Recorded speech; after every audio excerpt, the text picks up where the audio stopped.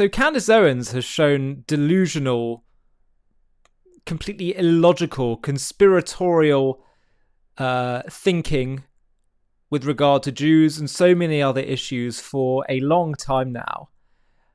And it's now come to a point where it's like going from actually like the delusional to like the flat out ridiculous. But she has such a massive influence to so many people that listen to her. I think we need to like wave a bit of a warning flag here.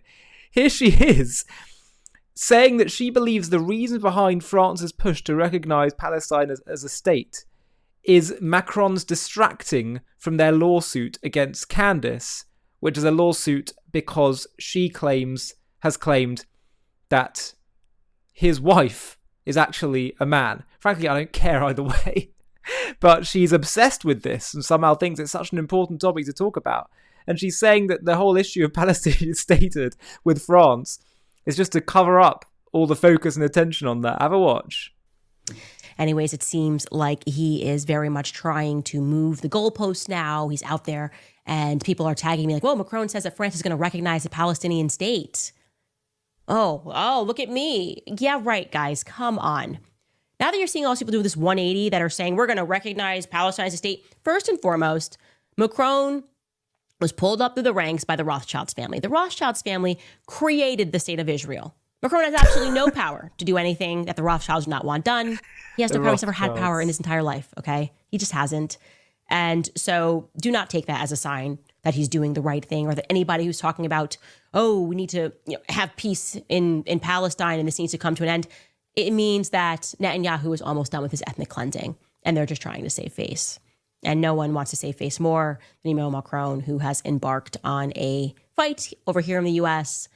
that is not going to end well for him or his husband. Making baseless statements without any factual, conclusive evidence. She does this on a regular basis. She's convinced that Jews and Israel are some kind of demonic nation and group of people. She's convinced herself of that. I don't know whether it's through some kind of interpretation of Christianity and other things. I don't know.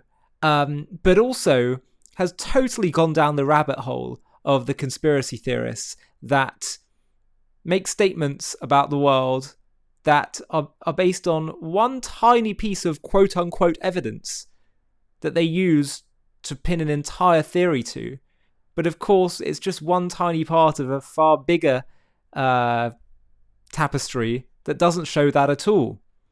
I saw a brilliant impersonation of Candace Owens by Ami Kozak, which I had to show you, which basically shows how she does this. Have a watch.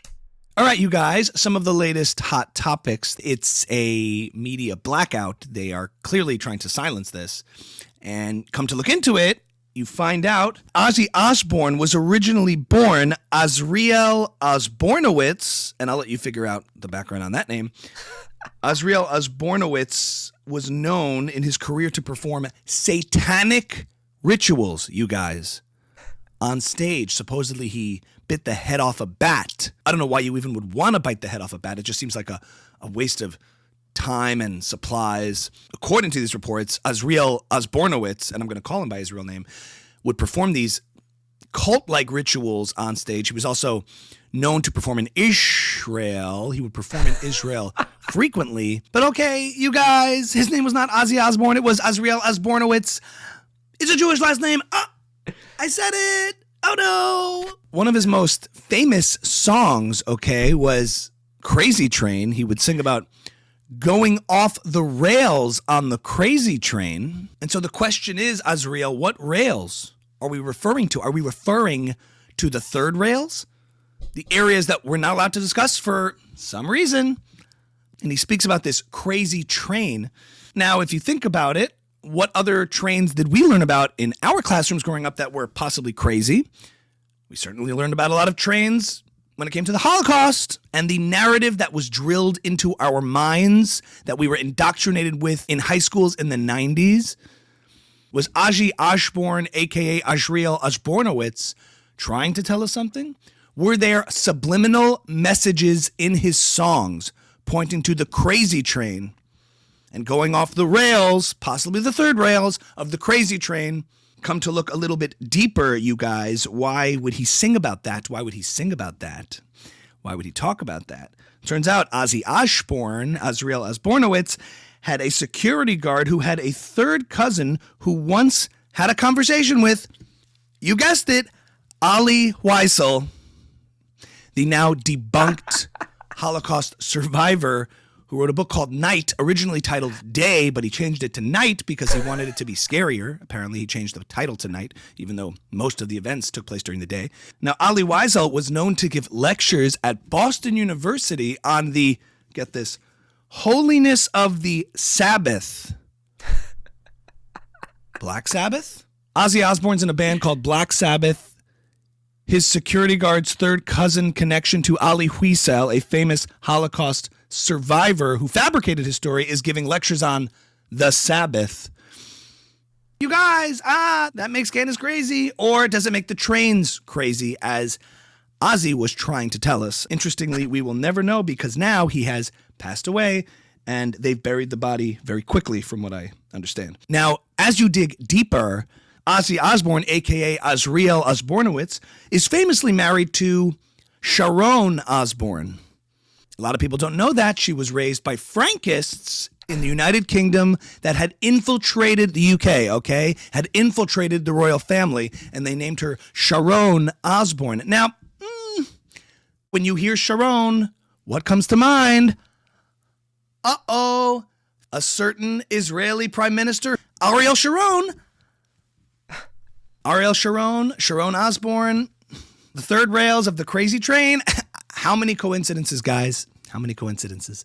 I just wanted to discuss that. I wanted you to know that there's something going on. Obviously, Israel is involved. To what extent, we don't know. The fact that the band is called Black Sabbath, which is taking something that was once sacred, okay, and made demonic. The fact that there were rituals performed. The fact that Israel was clearly involved. That Sharon Osbourne is clearly connected in some way to Ariel Sharon, who also mysteriously died in a coma once he got to know too much.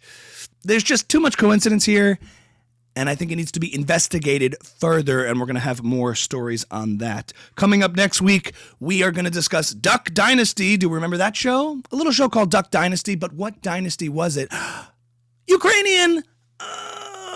Oh, Ami Kozak is just so good at impressions. I consider myself a bit of a impression connoisseur, so I can tell you that Ami is like top of the game. And what he's saying about Candace, it reminds me of that famous joke. 3 conspiracy theorists walk into a bar. You want to tell me that's just a coincidence? That really summarizes Candace's approach to analyzing and talking about the news, doesn't it? Before we finish, I just want to share with you something really important. We are told that Israel's actions are the cause of the Israeli-Arab conflict, but we've just released a groundbreaking documentary proving that Arab Islamic Jew hatred far predates Israel's re-establishment. This is a critical fact that everyone needs to learn about.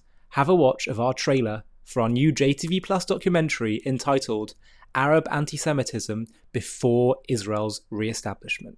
Picture yourself, it's 1834 and you're a Jew living in Tzfat, which is a northern city in Israel, then under the Ottoman Empire. Your family is part of this ancient city's spiritual heart for generations. You study Torah, you trade in the market, and live quietly among your Arab neighbours. But one day, a mob storms your street, shouting, "Kill the Jews!" Your home is looted, your synagogue burned, your loved ones beaten. This isn't about Israel.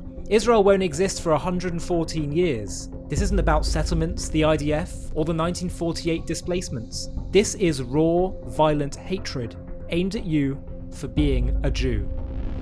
And it's not just in Palestine, it's part of a centuries-old story of anti-Semitism woven into Arab and Islamic history, from the dawn of Islam to the streets of Hebron.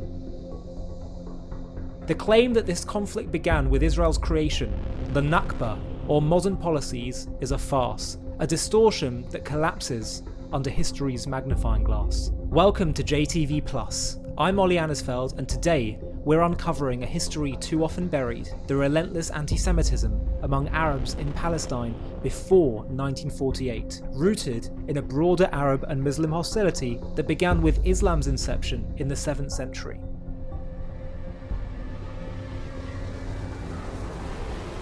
To watch this JTV Plus documentary and access much more premium content, click on the link in the video description.